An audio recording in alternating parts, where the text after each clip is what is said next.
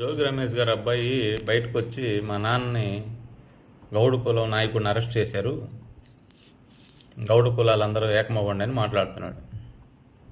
BC కులాలందరూ ఏకమవ్వండి, Gowda కులాలందరూ ఏకమవ్వండి అనేసి.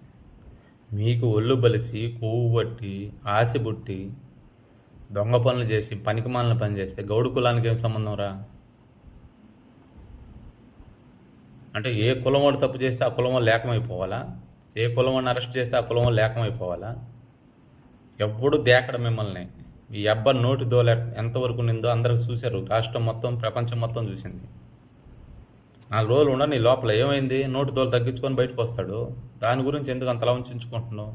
కులస్తులు అందరు రండి, మీరు దోసుకున్న డబ్బుల్లో ఆ దోసుకున్న ఆస్తులు అందరి కులాలకు పంచు, మరి మీ గౌడు కులానికి పంచు, బీసీ కులాలు అందరికి పంచు.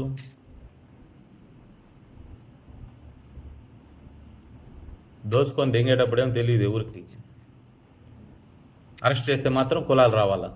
సిగ్గు శరం ఉండాలి మాట్లాడడానికి.